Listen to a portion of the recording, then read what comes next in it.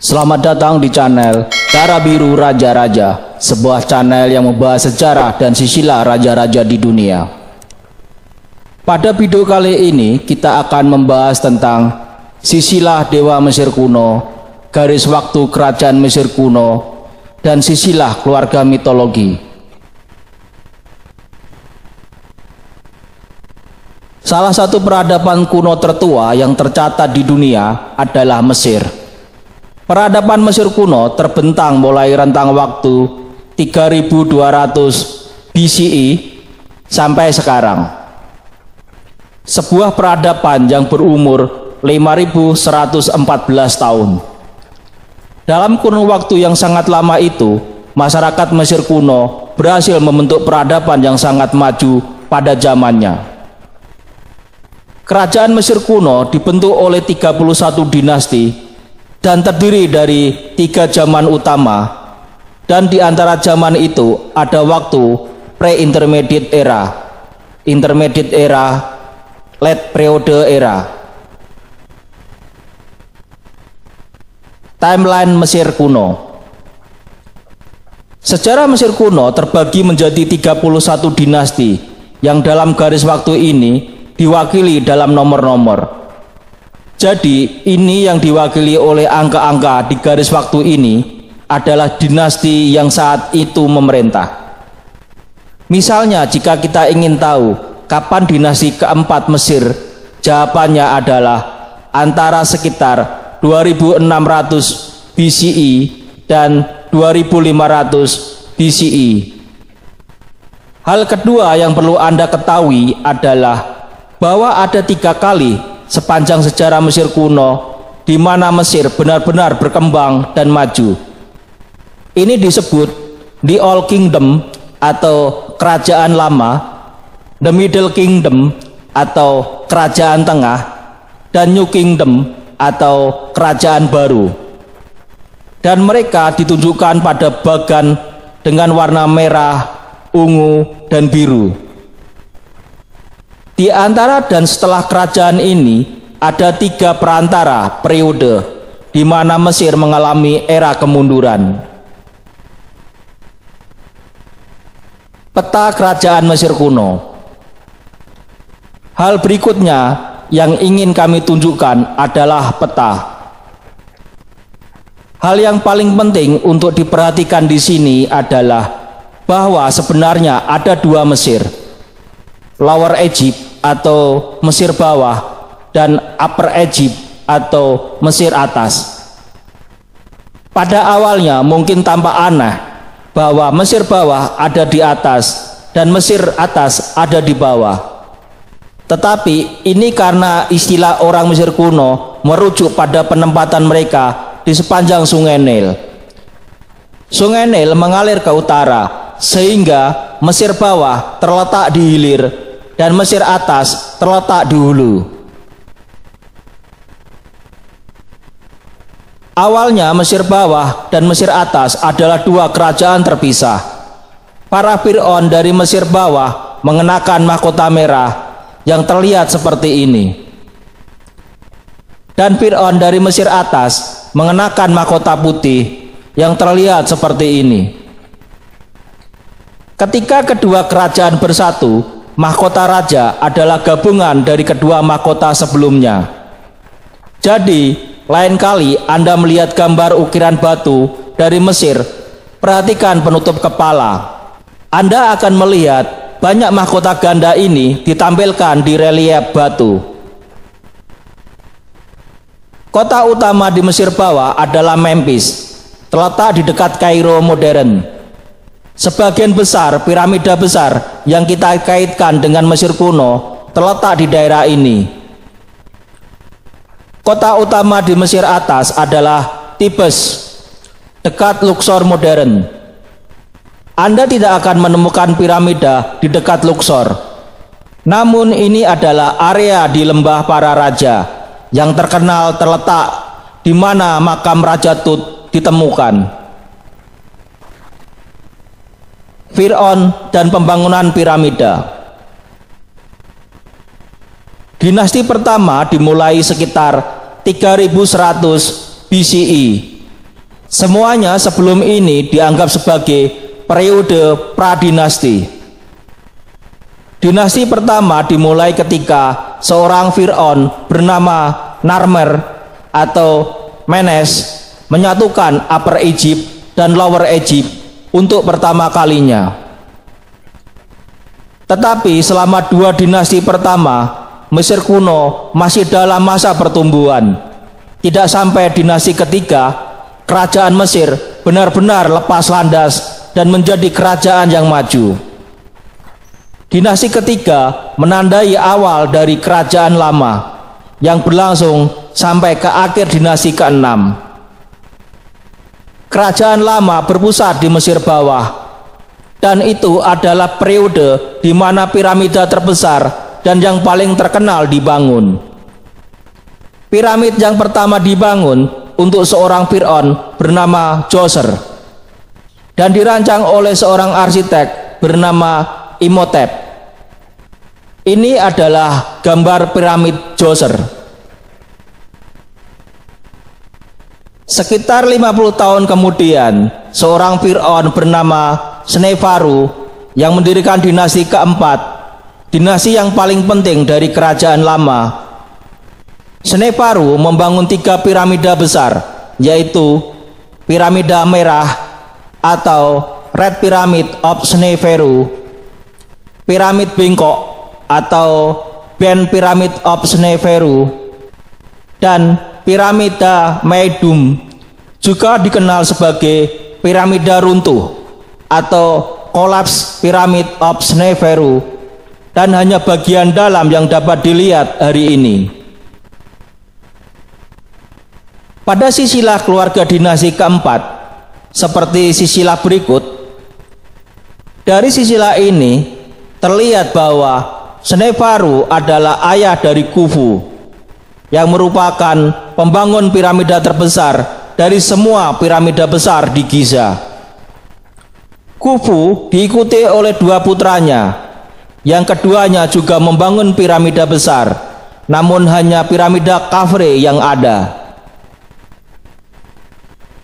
Saat ini piramida Djedefre dikenal sebagai piramida yang hilang dan tidak pernah selesai, atau mungkin dihancurkan di kemudian hari.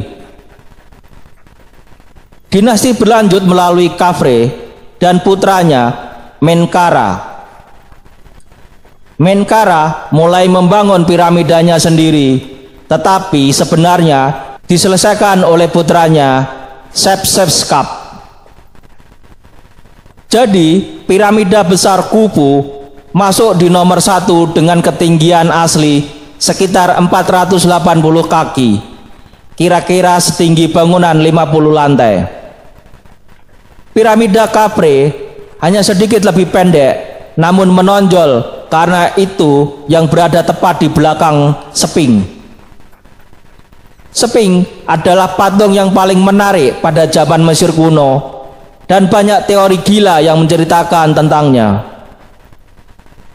Bagi sejarawan arus utama, itu dibangun oleh Fir'aun yang sama, yang membangun piramida tepat di sebelahnya, Khafre. Piramida ketiga dari 3 piramida di Giza adalah salah satu yang mulai dibangun oleh putra Khafre, Menkaura, dan yang diselesaikan oleh putranya Shepseskaf, sekitar setengahnya ukuran dari 2 piramida Giza lainnya. Dan piramida yang hilang yang kami sebutkan sebelumnya dibangun oleh kakak laki-laki Khafre, Djedefre, kemungkinan besar berukuran sama dengan piramida Menkaura. Sekarang mari kita kembali ke garis waktu sekitar 2200 BCE. Terjadi peristiwa iklim besar yang dikenal sebagai peristiwa 4.2 kilotahun yang menyebabkan kondisi super kering di seluruh dunia. Dan hal ini mungkin menyebabkan jatuhnya kerajaan lama.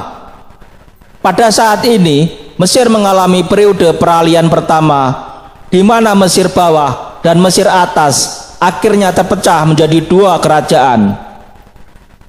Kemudian kedua kerajaan itu disatukan kembali oleh seorang Fir'aun bernama Menuhotep kedua dari dinasti ke-11. Dan dengan demikian lahirlah kerajaan tengah yang berlangsung hingga akhir dinasti ke-13. Dari 3 dinasti kerajaan tengah, dinasti ke-12 adalah yang paling penting selama kerajaan tengah. Pada zaman kerajaan tengah, pembangunan piramida dilanjutkan. Namun, piramida kerajaan tengah tidak mampu menyaingi piramida kerajaan lama. Dan sebenarnya kebanyakan dari piramida yang dibangun zaman kerajaan tengah saat ini dalam kondisi yang sangat buruk. Piramida zaman kerajaan tengah yang terbesar adalah piramida Senestret ketiga dan Amenemhat ketiga. Kerajaan tengah berakhir sekitar 1700 BCE ketika dua Mesir berpisah sekali lagi. Selama periode intermediate kedua inilah sekelompok orang asing dari Asia Barat memasuki Mesir dan mengambil kendali kekuasaan. Mereka dikenal sebagai Hyksos dan mereka memerintah Mesir bawah sebagai dinasti ke-15. Namun Fir'aun Ahmose pertama, pendiri dinasti ke-18, akhirnya mampu mengalahkan dan mengusir penguasa asing Hyksos, menyatukan kembali Mesir dan mendirikan kerajaan baru yang berpusat di Tebes di Mesir atas. Kerajaan baru adalah yang terbesar dari 3 kerajaan Mesir kuno dan kadang-kadang disebut sebagai kerajaan Mesir. Karena pada masa kerajaan baru, Mesir mencapai puncaknya dalam hal ukuran, kekuatan, dan pengaruh. Sebenarnya sebagian besar Fir'aun yang namanya masih terkenal sampai sekarang, seperti Thutmose, Hatshepsut, Akhenaten, Tutankhamen, dan Ramses adalah Fir'aun kerajaan baru yang berasal dari dinasti ke-18 atau ke-19. Kerajaan baru berakhir sekitar 1100 BCE yang kira-kira bersamaan dengan runtuhnya zaman perunggu.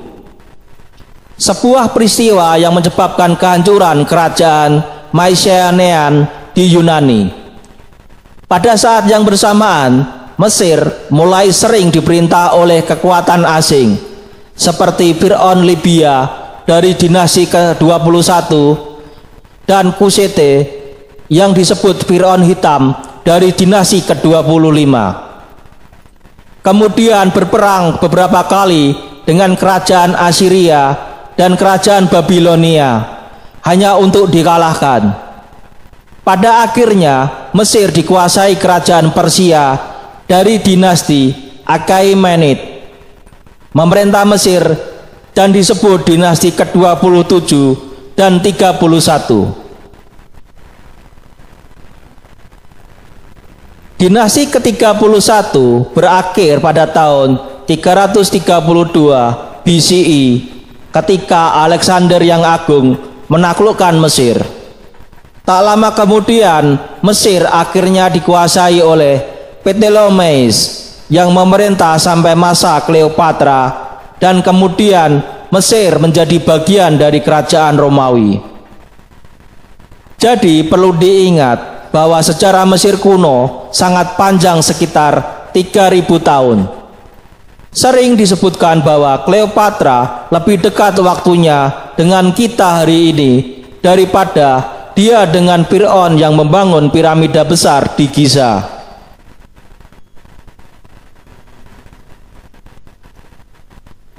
Silsilah dewa Mesir kuno.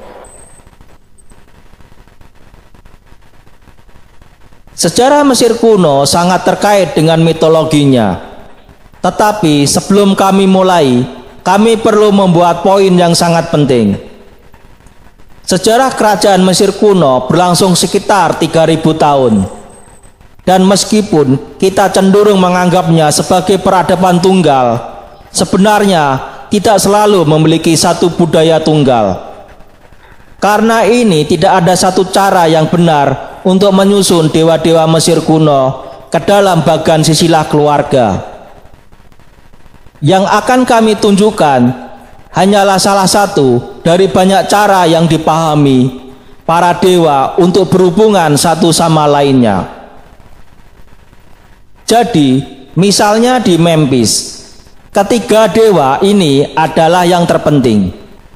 Kami telah menunjukkan mereka dalam warna merah untuk dicocokkan dengan Mesir bagian atas di peta dan dengan kerajaan lama di garis waktu. Dalam tiga serangkai ini ada ayah, ibu, dan anak. Ayah adalah petah, dewa keahlian. Hal ini masuk akal karena Mesir bagian bawah adalah tempat di mana semua piramida besar dibuat. Pasangannya adalah Sekhmet, dewi penyembuhan, dan mereka berdua adalah orang tua Nefertem, dewa keindahan. Meskipun terkadang ibunya Sekhmet dikatakan sebagai saudara perempuan Bastet, dia adalah dewi berkepala seekor kucing. Namun di Tibes, tiga serangkai dewa yang berbeda disembah. Saya telah menunjukkan mereka dengan warna biru untuk dicocokkan dengan Mesir bagian atas di peta dan dengan kerajaan baru di garis waktu di tiga serangkai Tibes. Sang ayah adalah Amun yang kemudian diasosiasikan dengan Ra, dewa matahari. Permaisurinya adalah Dewi Mut, dewi ibu agung dan penciptaan. Kedua dewa ini adalah orang tua dari dewa Khonsu, sang dewa bulan. Sehingga kedua triad dewa ini masing-masing dikaitkan dengan Mesir bawah dan Mesir atas. Namun akhirnya sekelompok 9 dewa dikenal sebagai di Ennead diambil dari kata Yunani untuk angka 9 menjadi kumpulan dewa utama untuk semua Mesir. Yang paling atas adalah Ra, raja para dewa dan dewa utama matahari. Pusat pemujaannya ada di kota dekat Memphis yang kemudian oleh orang Yunani disebut kota Heliopolis yang artinya kota matahari. Ra mengambil banyak bentuk seperti yang telah saya sebutkan. Dia kadang-kadang Amun Ra terkait dengan dewa utama Tiban Amun. Tetapi dia juga kadang-kadang bernama Capri, dewa matahari pagi, dan Atum, dewa matahari sore. Ra adalah ayah dari Su dan Tepnet, dewa angin dan dewi hujan. Bersama-sama mereka adalah orang tua dari Geb dan Nut, dewa bumi dan dewi langit. Perhatikan bahwa dalam mitologi Eropa, bumi biasanya perempuan dan langit biasanya seorang ayah. Tetapi di Mesir hal ini dibalik. Geb dan Nut bersama-sama mereka adalah orang tua dari Isis, Osiris, Nephthys, dan Set. Selain dewa Ra, Osiris mungkin adalah dewa Mesir yang paling terkenal. Ini karena dia dikaitkan dengan alam baka, dan orang Mesir sangat tertarik di alam baka. Mereka tentu saja terkenal karena hati-hati membungkus orang mati dalam bentuk mumi untuk pengawetan. Osiris adalah tokoh utama dalam mitologi Mesir yang paling terkenal. yang secara simpel hanya disebut sebagai mitos Osiris. Menurut cerita itu, Osiris adalah Fir'aun pertama Mesir. Tetapi pada suatu saat dia dibunuh oleh saudaranya Set yang kemudian merebut tahta. Pada saat itu, istri Osiris yang bernama Isis melakukan perjalanan ke alam baka dan untuk mencoba menyelamatkannya. Namun, dia dapat memiliki seorang anak yang bernama Horus. Setelah Horus menjadi dewasa, dia membalas dendam ayahnya dengan membunuh Set dan merebut kembali tahta. Inilah mengapa dia kemudian dikenal sebagai dewa kapal kerajaan atau the God of Kingship. Dan faktanya ia menjadi populer sehingga ia akhirnya dianggap sebagai makhluk yang sama dengan dewa utama Ra. Sehingga dalam jajaran dewa Mesir, Isis secara umum dikenal sebagai dewi keibuan dan Osiris sebagai dewa dari alam baka. Dewa Set bagaimanapun menjadi lebih dari sosok yang lebih gelap dan dikenal sebagai dewa badai dan gurun serta kekacauan dan kekerasan. Kadang-kadang saudara perempuannya Nephthys, dewi pemakaman, dianggap sebagai istri Set. Tetapi kadang-kadang Nephthys dianggap sebagai istri kedua Osiris. Nephthys juga ibu dari Anubis, baik oleh Osiris atau Set. Anubis adalah dewa yang menimbang jiwa seseorang setelah kematian. Menurut orang Mesir, jika jiwa seseorang lebih berat dari bulu burung onta, yang sebenarnya adalah Dewi Ma'at, orang itu kemudian akan dilahat oleh setan wanita Ammit. Horus memiliki seorang istri bernama Hathor yang merupakan Dewi Cinta. Bersama mereka dikatakan memiliki 4 anak yang dikaitkan dengan 4 mata angin, juga sebagai 4 organ tubuh. Horus dan Hathor memiliki 4 anak, yaitu 1. Hapi, dewa utara dan dewa pelindung paru-paru. 2. Mutep, dewa timur dan dewa pelindung perut atau lambung.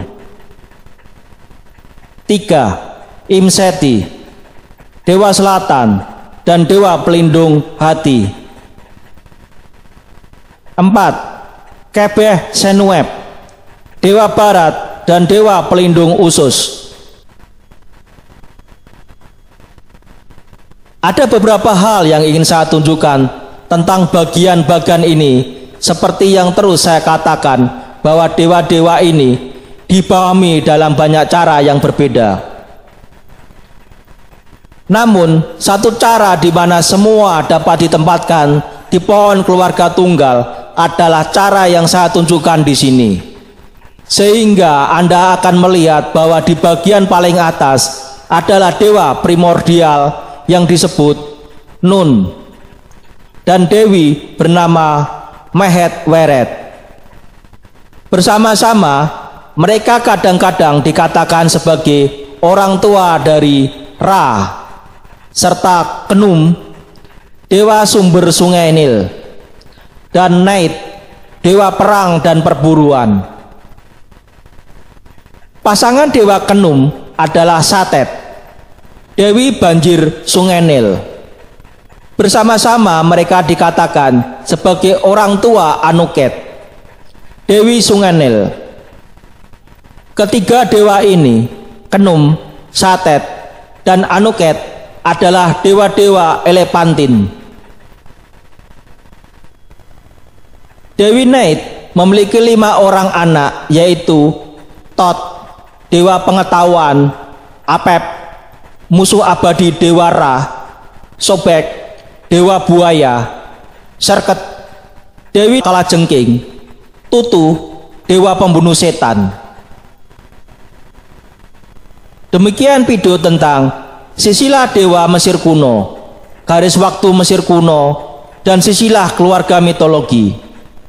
Semoga bisa menambah wawasan dan ilmu pengetahuan bagi yang menonton video ini. Sampai jumpa lagi di video berikutnya. Terima kasih.